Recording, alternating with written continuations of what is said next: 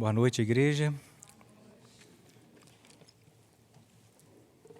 Irmãos, nós iniciamos os estudos, a exposição da carta de Paulo a Tito.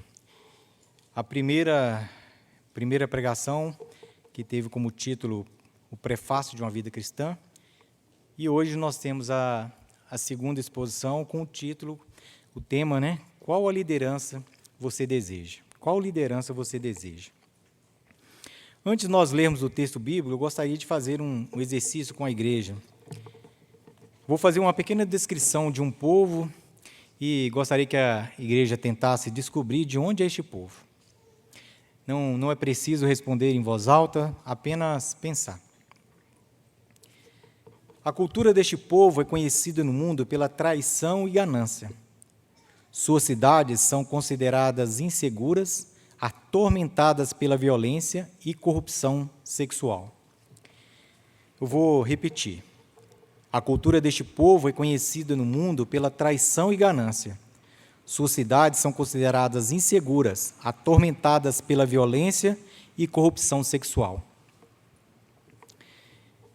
Os irmãos já conseguiram, deduzir de onde é este povo? Então, é bem provável, que muitos aqui pensaram no nosso próprio país, no Brasil, porque é onde nós vivemos e conhecemos melhor os problemas. Mas esta descrição, ela poderia ser atribuída a muitos outros países da atualidade, pois ela descreve o resultado de uma natureza caída pelo pecado. Contudo, eu estou aqui descrevendo Creta, no tempo em que viveram Tito e Paulo. Creta é uma grande ilha na costa da Grécia, de onde surgiu a lenda do Minotauro no labirinto, e atualmente é famosa como destino turístico, pelas suas belas praias e pela arquitetura e pela história, e muitas dessas histórias são lendas, como a do Minotauro. Mas no mundo antigo, a cultura cretense era muito conhecida pela corrupção de seu povo.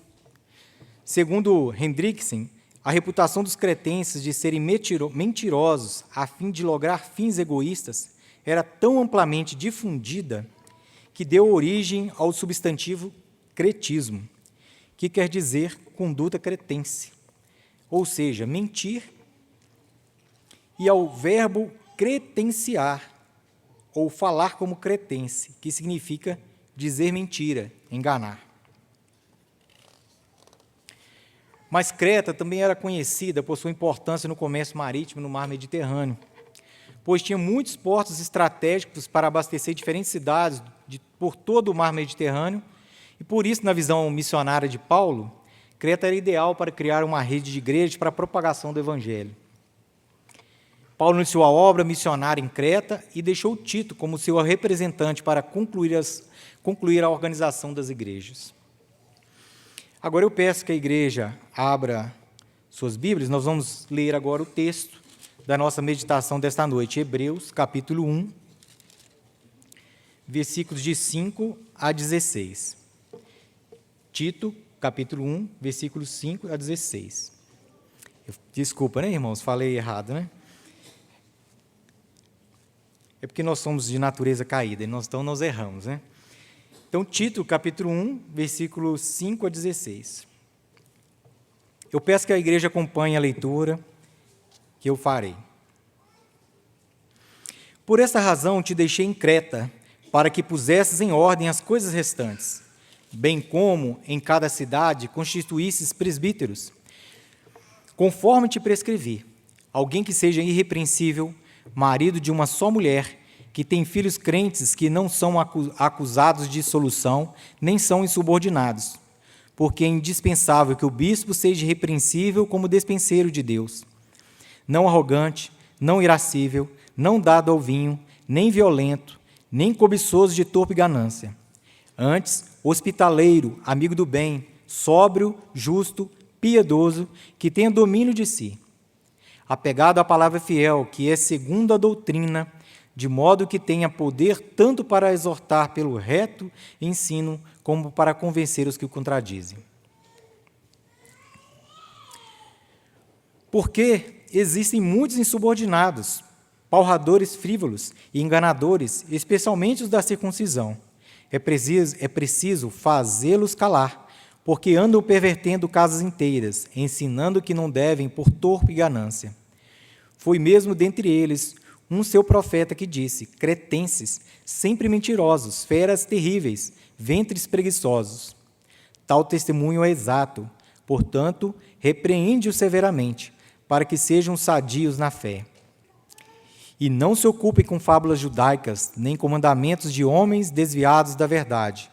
Todas as coisas são puras para os puros, todavia para os impuros e descrentes nada é puro, porque tanto a mente como a consciência deles estão corrompidas.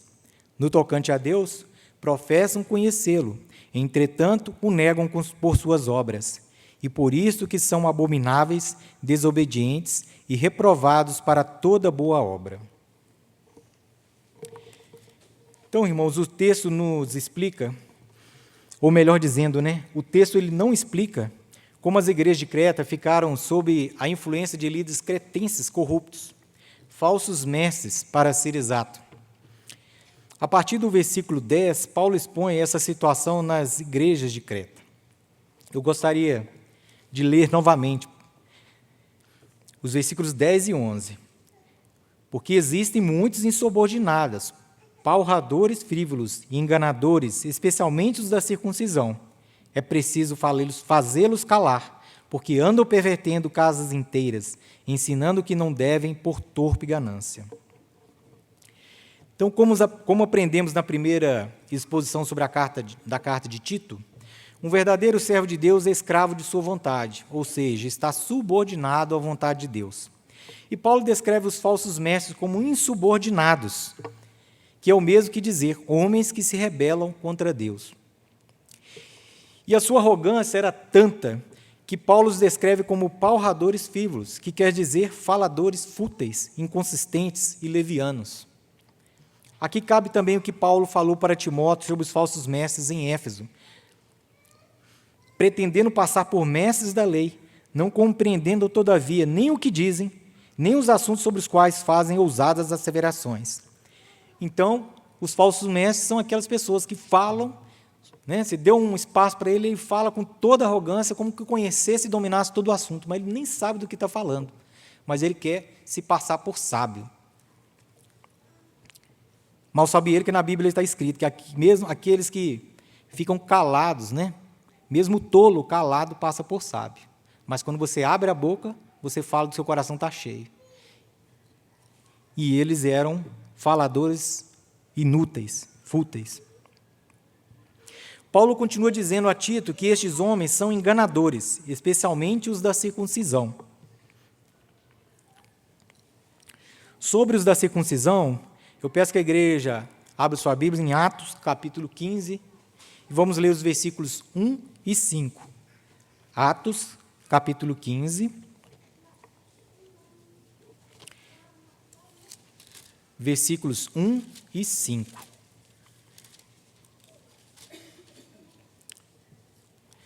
Peço que o reverendo Ricardo conduza a igreja nessa leitura. Os irmãos acompanhem o reverendo Ricardo. Atos 15, versículos 1 e 5. Alguns indivíduos receberam da Judéia ensinavam aos irmãos: se não vos circuncidardes segundo o costume de Moisés, não podeis ser salvos. Versículo 5. Insurgiram-se, entretanto, alguns da seita dos fariseus que haviam crido, dizendo: é necessário circuncidá-los e determinar-lhes que observem a lei de Moisés. Então, algumas pessoas que vinham de uma perspectiva judaico-cristã afirmavam ser necessário circuncidar para serem salvos. E isto nega a obra redentora de Cristo. A circuncisão, ela foi necessária a determinado momento, mas depois da vinda de Cristo, que pagou o preço pelos nossos pecados, como nós lemos aqui no Catecismo de Heidelberg, que ele foi sepultado para comprovar que realmente estava morto, ele pagou o preço. Então, não era necessário mais a circuncisão. Irmãos, até os ímpios podem adotar marcas externas para terem aparência de bons, como a circuncisão de um membro do corpo. Mas é impossível o homem, sem a ação do Espírito Santo, circuncidar a verdadeira natureza pecaminosa que existe no seu coração. E esta é a verdadeira circuncisão exigida por Deus, naquele tempo e até hoje. Então, Paulo continua no versículo 11 de Tito. Farei a leitura para os irmãos mais uma vez. Tito 11. É preciso fazê-los calar, porque andam pervertendo casas inteiras, ensinando o que não devem, por torpe ganância. Então, os falsos mestres, eles viam na liderança da igreja uma oportunidade de ganhar dinheiro. E, para isso, não se importavam de ensinar coisas que não estavam de acordo com a sã doutrina, desde que com estes falsos ensinos conseguissem enganar as pessoas para alcançar seus objetivos gananciosos e egoístas. E Paulo disse a Tito que era preciso fazer estes homens se calar, porque estavam corrompendo famílias inteiras. No versículo 12, de acordo com a Bíblia de Estudo de Genebra, para falar da natureza corrompida dos cretenses, Paulo citou o filósofo Epimênides, porque o povo da antiga cidade de Creta o estimava e assim a descrição se tornava mais crível. Eu peço para que a igreja leia o versículo 12, a uma só voz. Versículo 12 de Tito, primeiro capítulo de Tito.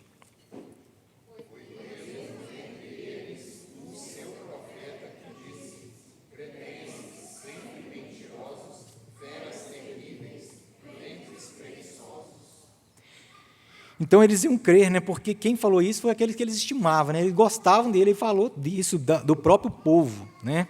E com base nas ações visíveis dos cretenses no seu dia a dia, no versículo 13, Paulo afirma ser verdade esse testemunho de Epimênides, quando ele fala assim, tal testemunho é exato. Então, ele convivia com os cretenses, ele conviveu com os cretenses e sabia que aquilo era verdade. Mas antes de continuar no versículo 13, eu gostaria de ler novamente os versículos 5, 10 e 11 juntos, para que nós entendamos melhor a carta. Então, mais uma vez, eu pedi para a igreja ler. Agora, versículos 5, 10 e 11.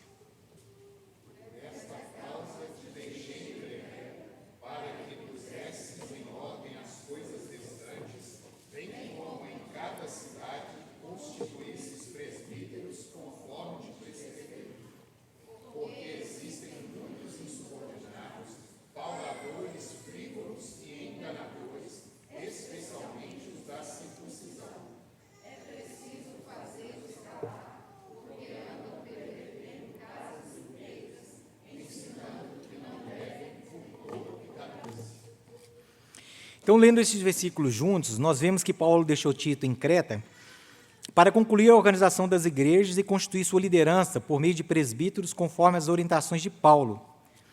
Porque a ausência de uma liderança fiel a Deus abriu espaço para uma liderança infiel, que ao invés de pregar a sã doutrina para a salvação e santificação dos membros das igrejas, estava os enganando e os pervertendo para satisfazer sua própria ganância. Paulo sabia, né, que a medida mais importante para a organização de uma igreja é constituir uma liderança fiel a Deus e, consequentemente, né, a sua palavra. Uma liderança que, por meio de suas obras, reafirma sua fé em Deus. Interessante, Deus fala, né, aos nossos corações de formas diferentes, né, através da sua palavra. Não foi intencional a escolha desse texto, mas nós estamos aqui, né, no momento que já foi anunciado pela igreja, que no próximo mês nós estaremos iniciando o trabalho de uma nova congregação da igreja. E o que é mais importante, a primeira coisa que foi adotada pelo conselho dessa igreja, escolher quem ia conduzir este trabalho, né? E para isso Deus colocou no coração, primeiramente, do reverendo Vitor, que se dispôs para a obra, e o conselho atribuiu essa incumbência para ele, né? E aí sim, agora, depois de um tempo, o reverendo Vitor tem buscado as demais coisas, a organização da igreja ali, para até que chegou o dia do início do trabalho. Mas a primeira medida é escolher uma liderança fiel a Deus. E é assim que o conselho dessa igreja vê o nosso irmão reverendo Vitor. Agora, vamos ler Mateus 7, nos versículos de 24 a 27, mais uma vez. Esse texto foi lido durante a liturgia, Mateus 7, 24 a 27. Eu peço que a igreja leia uma só voz. Todo aquele, pois, que ouve estas minhas palavras e as pratica, será comparado a um homem prudente que edificou a sua casa sobre a rocha, e caiu a chuva, transbordaram os rios, sopraram os ventos, e deram um ímpeto contra aquela casa, que não caiu, porque fora edificada sobre a rocha. E todo aquele que ouve estas minhas palavras e não as pratica, será comparado a um homem insensato que edificou a sua casa sobre a areia. E caiu a chuva, transbordaram os rios, sopraram os ventos e deram um ímpeto contra aquela casa, e ela desabou, sendo grande a sua ruína. Então, meus irmãos, a igreja, ela não é essa estrutura física que nós vemos com nossos olhos, mas sim as pessoas que a frequentam. Se a membresia de uma igreja verdadeiramente ouvir as palavras de Deus e as praticar, esta igreja realmente será uma casa sobre a rocha. E esta rocha é Cristo. A pedra que os construtores rejeitaram, essa veio a ser a principal pedra angular, conforme está no Salmo 118, 22. E virão as perseguições e os problemas, como muitos já chegaram, e ela permanecerá firme. Porque aquele que não é homem para mentir disse: sobre esta pedra edificarei a minha igreja, e as portas do inferno não prevalecerão contra ela. Está em Mateus 16, 18. Mas para que a membresia de uma igreja possa ouvir as palavras de Deus e as praticar, é preciso que a liderança seja fiel no ensino da palavra de Deus. Se nós tivermos uma liderança fraca, nós teremos uma igreja fraca, porque ela não vai ser ensinada com a palavra do nosso Deus com fidelidade, né? Então, por isso, Paulo já havia prescrito a Tito pessoalmente como deveriam ser os presbíteros, e o relembrou por escrito nesta carta, nos versículos de 6 a 9. Eu farei a leitura e peço que a igreja acompanhe. Versículos de 6 a 9, do capítulo 1 de Tito. Alguém que seja irrepreensível, marido de uma só mulher, que tenha filhos crentes que não são acusados de dissolução, nem são insubordinados, porque é indispensável que o bispo seja irrepreensível como despenseiro de Deus, não arrogante, não irascível, não dado ao vinho, nem violento, nem cobiçoso de torpe ganância, antes hospitaleiro, amigo do bem, sóbrio, justo, piedoso, que tenha domínio de si, apegado à palavra fiel, que é segundo a doutrina, de modo que tenha poder tanto para exortar pelo reto ensino, como para convencer os que o contradizem. É importante esclarecer que ser irrepreensível não é ser perfeito, porque só Deus é perfeito. Mas o presbítero deve ser alguém que se esforce para obedecer à palavra de Deus, buscando a santificação e assim não sendo necessário que lhe seja chamada a atenção pelas suas atitudes. E quando ele errar, seja humilde e peça perdão a Deus pelos seus pecados. Vemos que assim como em 1 Timóteo, no capítulo 3, versículos de 1 a 7, Paulo descreveu a Timóteo as qualidades necessárias aos presbíteros. Então, neste texto, Paulo passa as orientações a Tito. Se nós lermos os dois textos, nós vamos ver, né, que muitas características são semelhantes. É claro que essa lista ela não quer ser cabal, quer dizer que são somente essas qualidades. Ela está dando ali um padrão. E essas características elas são o oposto às características dos cretenses em geral e aos falsos mestres. Ou seja, o comportamento dos presbíteros deveria ser contracultural aos cretenses. Eles deveriam ser exemplo de uma vida nova, transformada pela verdade do Evangelho, conforme Paulo falou aos Romanos, no capítulo 12, versículos de 1 a 2, que deveriam apresentar seus corpos por sacrifício vivo, santo e agradável a Deus. Este é o seu culto racional, e não deveriam ser conforme este século, e não deveriam se conformar com este século, mas se transformar pela renovação de sua mente, para que experimentassem a boa, agradável e perfeita vontade de Deus. Então, quando nós vemos a descrição sobre os cretenses, que inclusive se criou um substantivo e um verbo para falar que eles eram mentirosos, nós vemos aqui os presbíteros que eram pessoas do meio daquele povo, não se trazia presbíteros, né? E gostaria de deixar claro aqui, irmãos, fazer a observação, que presbíteros aqui são os pastores. Então, na nossa igreja, nós temos presbíteros docentes, um presbítero docente, melhor dizendo, os três, né, que agora nós temos três, né, nós estamos acostumados a falar três, que é o pastor Giovan, o pastor Ricardo, o pastor Vitor, 4, e o pastor Dercy, são 4 pastores docentes, ou presbíteros docentes, e os demais presbíteros são regentes. Então, a Bíblia, quando fala presbíteros, e aqui também, quando ela fala aqui das características, ela fala bispo, está se referindo a presbíteros, é a mesma coisa, presbíteros, bispos, pastores. Tá certo? Então, esses presbíteros, com a diferença, aqueles que vieram como missionários, né, como Paulo, como Tito, e Tito era cretense também, eles eram tirados do meio daquele povo. Então, ele tinha que se escolher no meio do povo aquelas pessoas que demonstravam com as suas obras que realmente eram convertidos. E eles tinham que demonstrar isso. Ao invés de serem as pessoas olharem para ele, esse aqui é cretense, ele não é mentiroso? Não, teria que ser irrepreensível. Então, é ser contra a cultura dos cretenses. Então, voltando ao versículo 13 de Tito 1, Paulo escreveu que os cretenses deveriam ser repreendidos severamente, para que fossem sadios na fé, e não se ocupassem com fábulas judaicas, nem com mandamentos de homens desviados da verdade.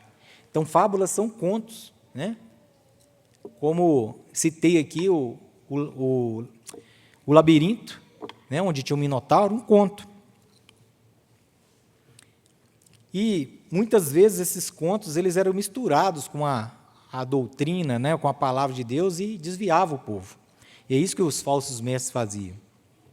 Então, para aplicar esta repreensão severa, era necessário uma liderança apegada à palavra fiel, que é segundo a doutrina, de modo que tenha poder tanto para exortar pelo reto ensino, como para convencer os que contradizem, como está escrito no versículo 9. Uma liderança apegada à palavra, ela não repreende de acordo com a vontade do seu coração enganoso, mas conforme a própria palavra orienta. E Paulo registrou na segunda carta a Timóteo, no capítulo 2, dos versículos de 23 a 26, como deve ser a repreensão. Então, vamos ler a segunda carta a Timóteo, né? 2 Timóteo, capítulo 2, versículos 23 a 26. 2 Timóteo 2, 23 a 26. Eu lerei, a igreja acompanha.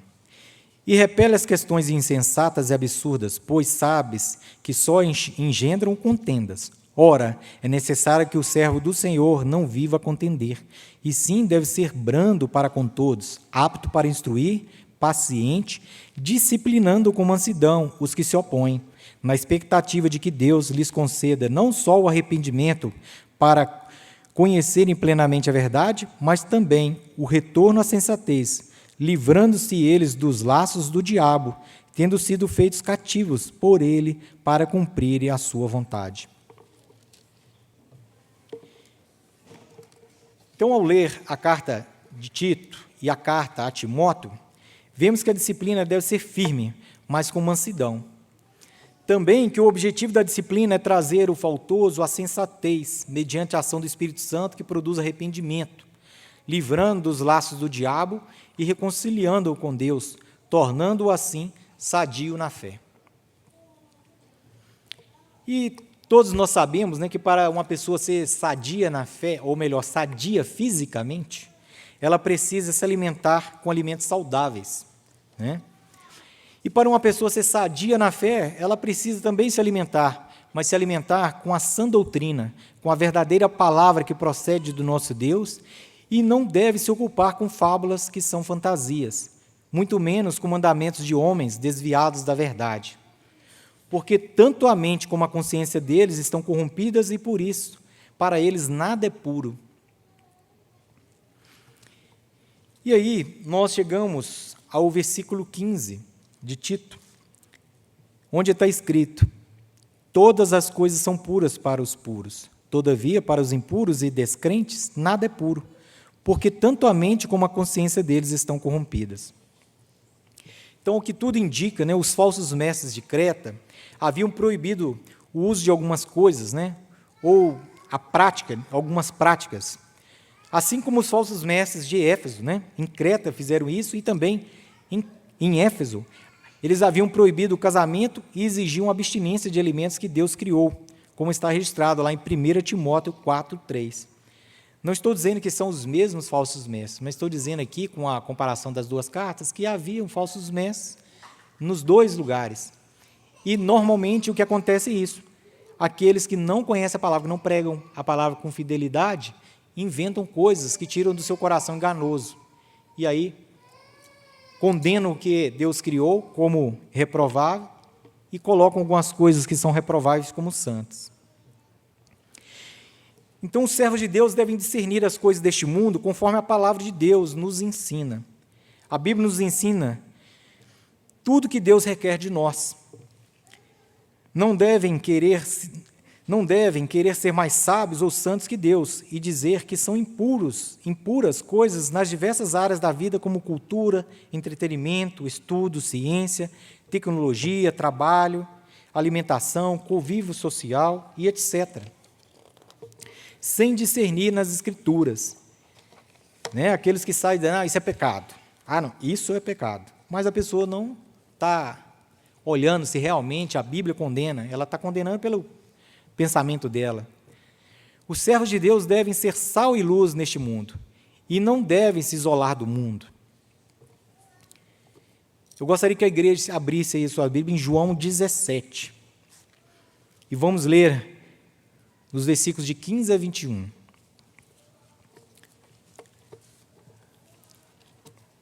João 17, versículos de 15 a 21.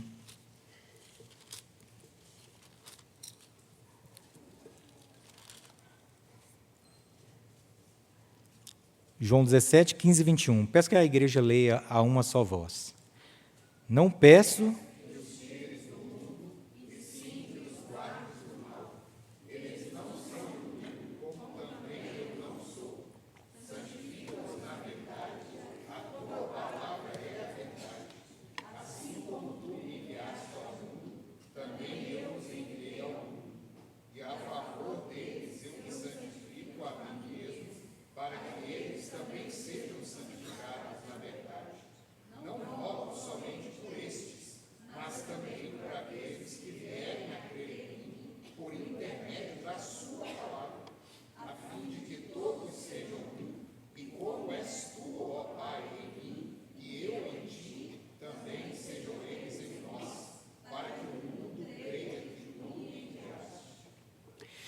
Então, o próprio Senhor Jesus Cristo orou ao Deus Pai, dizendo: não peço que os tires do mundo, e sim que os guardes do mal. Santifica-os na verdade. A tua palavra é a verdade. Então, nós temos que ser sal e luz no mundo. Nós temos que conviver com as pessoas desse mundo, pregando as boas novas, esperando que o Senhor Jesus, o Espírito Santo, haja na vida dessas pessoas para que haja conversão. Ser santo não é se apartar do mundo. Ser santo é seguir a Deus e buscar obedecer a sua palavra.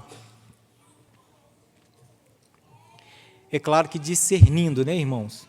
Como nós citamos aqui, é interessante que a palavra se completa na pregação hoje, pela manhã falou da questão da cultura. Então, nós temos culturas que são boas e culturas que são más. Então, nós temos culturas que idolatram e nós temos culturas que são boas, né? como é uma boa cultura nós nos reunirmos em família e conversarmos, ou fazer o lanche da tarde e conversarmos, né? A família está reunida em volta da mesa, isso é uma cultura. E uma cultura que muitas vezes tem se perdido, né? Que as famílias muitas vezes não se reúnem em volta da mesa, um está vendo televisão num quarto, às vezes as casas têm mais de uma televisão e cada um come num lugar e vendo televisão. Então, nós devemos discernir o que é bom. E o Senhor Jesus também orientou em Mateus 7,15, acautelai-vos dos falsos profetas, que vos apresentam disfarçados em ovelhas, mas por dentro são lobos roubadores. E Paulo, no versículo 16 da carta a Tito, escreveu, no tocante a Deus, professam conhecê-lo, entretanto, o negam por suas obras. É por isso que são abomináveis, desobedientes e reprovados para toda boa obra. Como lemos na liturgia, também em Mateus 7,20, assim, pois, pelos seus frutos os conhecereis. Então, nós vemos aí muitas pessoas se falando como mestres, né, da lei, ensinando a palavra de Deus, mas só nós olharmos de perto as suas vidas que nós veremos quais são os frutos que elas têm demonstrado no dia a dia, para ver se realmente são servos verdadeiros de Deus ou se são lobos roubadores. Irmãos, sabe aquela frase que aparece aí no final do filme, né, que conta ali os créditos? Ela é mais ou menos assim, né, padrão, a gente vê muita frequência, fala assim, ó, esta é uma obra de ficção. Qualquer semelhança com nomes, pessoas, fatos ou situações da vida real terá sido mera coincidência. Então, gostaria de dizer, irmãos, que esta frase ela não se aplica, nesse texto não se aplica aqui ao texto bíblico, pois esta obra não é ficção. A carta de Paulo a Tito, ela não é ficção, como nenhuma parte da palavra de Deus, desde Gênesis até Apocalipse. Como alguns falam, né, que esse negócio de criação de Adão e Eva, isso aí são fábulas, né? Mas a palavra, né, esta palavra é a palavra de Deus, viva e verdadeira, cuja mensagem não fica desatualizada e se aplica às pessoas de todas as épocas. Já existem falsos mestres falando que a Bíblia precisa ser atualizada, né?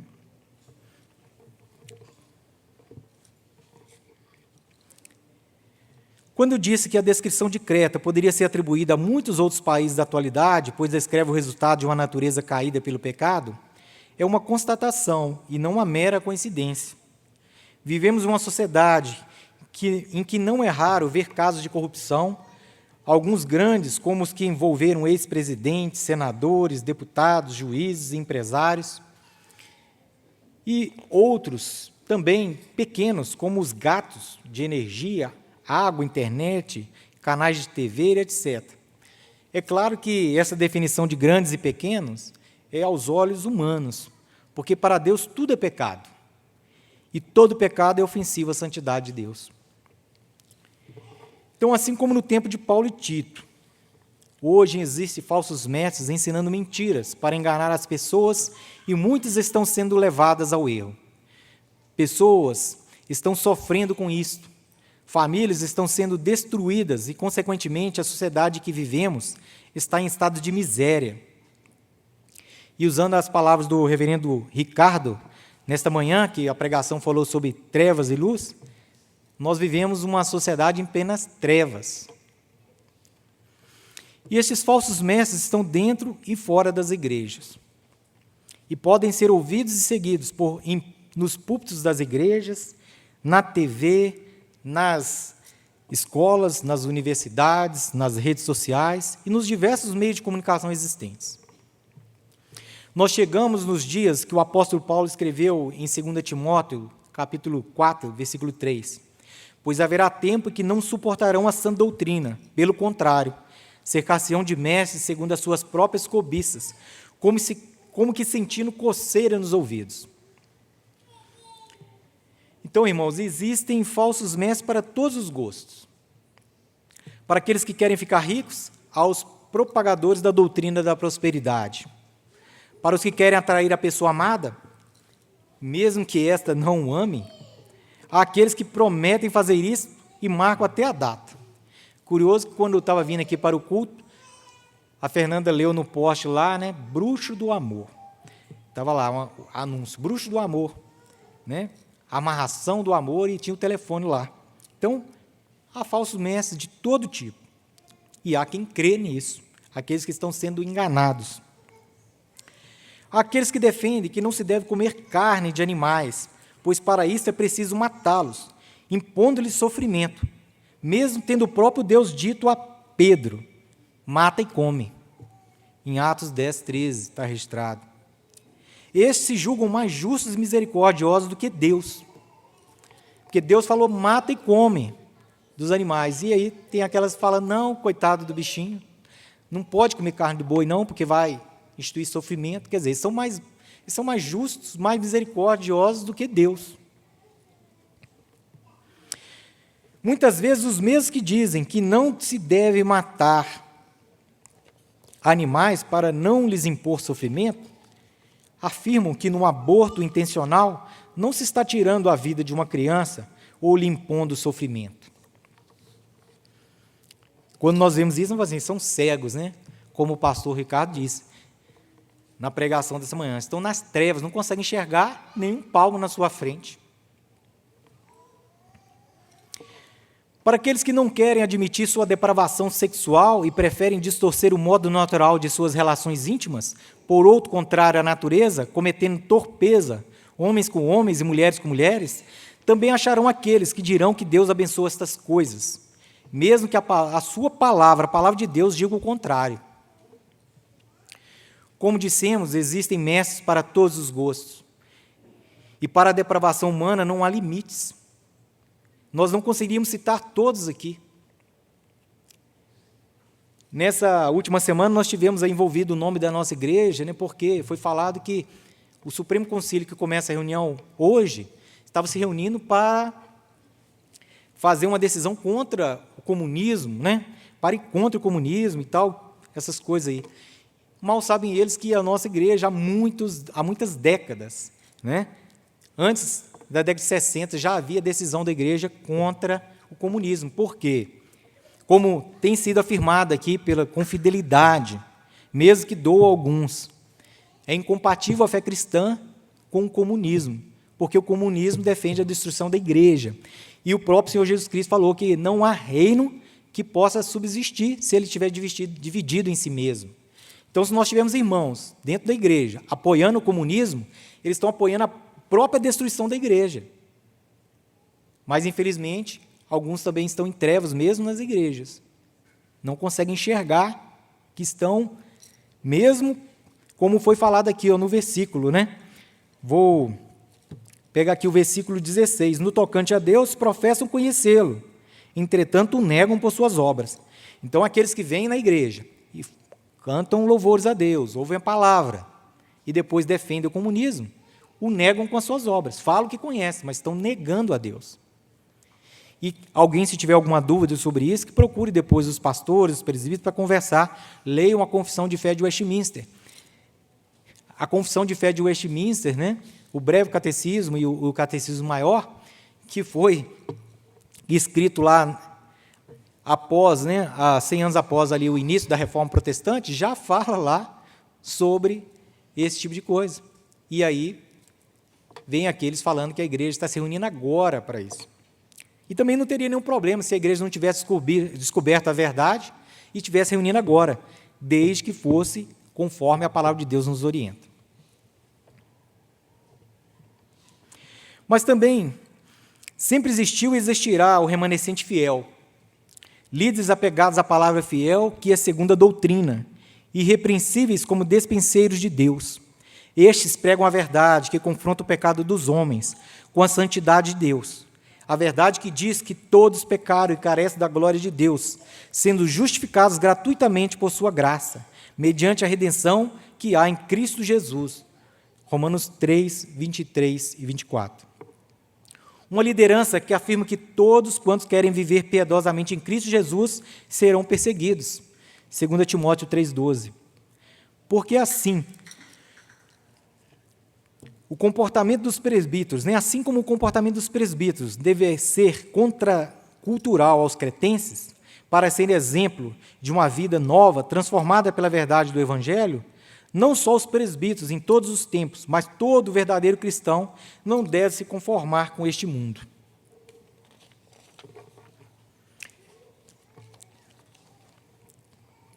Irmãos, e depois dessa exposição da carta de Paulo a Tito, agora resta uma pergunta: qual liderança você deseja? Qual liderança você deseja? Aqui ele diz que você é um pecador e carece da glória de Deus para ser salvo, ou aquela que lhe diz que você é bom e que pode viver conforme o desejo do seu coração enganoso? Qual liderança você deseja? Lembre-se do que lemos durante a liturgia, em Mateus 7, de 13 a 14. Entrai pela porta estreita. Larga é a porta e espaçoso o caminho que conduz para a perdição. E são muitos os que entram por ela. Porque estreita é a porta e apertado o caminho que conduz para a vida. E são poucos os que acertam com ela. E nós podemos concluir, irmãos, após estudarmos este capítulo da carta de Paulo a Tito, que ser cristão é ser verdadeiramente servo de Deus. É ser servo, e ser servo de Deus é ser escravo de sua vontade. Contudo, não podemos esquecer que a vontade de Deus ela é boa, perfeita e agradável. E ela nos liberta do pecado e nos capacita a realizar boas obras. Faço o destaque que ela é perfeita, por isso ela não precisa ser atualizada. Ela é a mesma e sempre será, e não precisa ser atualizada. Na verdade, o que acontece neste mundo é que o homem atualiza o pecado e dá uma nova roupagem, e ele quer induzir as pessoas ao erro. Então, seja o nome que seja dado para o pecado, feminismo, machismo, comunismo e tantos, tantos outros, a palavra de Deus é a mesma, ela sempre vai apontar o pecado dos homens e a santidade de Deus. Concluímos que na organização de igreja, os aparatos materiais, como templo, cadeiras e aparelhos de som, têm o seu valor, é importante. Nós estamos aqui sentados de forma confortável, agradável, foi adquirido um equipamento para refrigerar nos dias de calor, isso é tudo importante, tem seu valor. Mas o que realmente fará com que essa igreja sirva ao único e verdadeiro Deus é uma liderança apegada à palavra fiel, que é segundo a doutrina. Uma liderança que expõe a palavra com fidelidade, que ministra os sacramentos do batismo e Santa Ceia corretamente, conforme determina a palavra de Deus.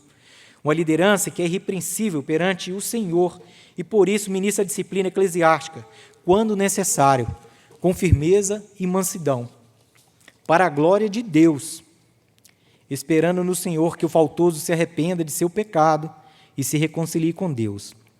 É importante dizer aqui, irmãos, a disciplina, ela é para a glória de Deus. É para deixar claro que o nome de Deus não se mistura com imundície. É claro que nós oramos a Deus para que o pecador se arrependa e se reconcilie com Deus. Mas se estava no meio de nós e saiu do nosso meio e não se arrependeu e não voltou, é porque não era dos nossos, não era eleito de Deus. E nós não queremos nessa igreja lobos roubadores. Nós queremos aqui pecadores sim, mas pecadores arrependidos, lavados pelo sangue do Cordeiro. Concluímos que há muitos falsos mestres que, para satisfazer sua torpe ganância, não se importam em distorcer a palavra de Deus para enganar as pessoas. Devemos nos acautelar desses mestres, quer dizer, nós devemos ter cuidado, nos afastar deles. Concluímos que servir a Deus significa nadar contra a maré deste mundo, ser contracultural, ou seja, é ir de encontro a toda a cultura deste mundo que está oposta à palavra de Deus. Mas isso não significa nos isolarmos do mundo. O cristão deve discernir, mediante a palavra, o que é bom e o que é mal, reter o que é bom e fugir do que é mal, sendo assim sal e luz nessa terra. Então, se alguém nessa noite que ainda não congrega em uma igreja fiel ao Senhor Jesus Cristo e deseja uma liderança fiel a Deus, que ele ensinará com fidelidade as verdades bíblicas, se sinta convidado a congregar conosco.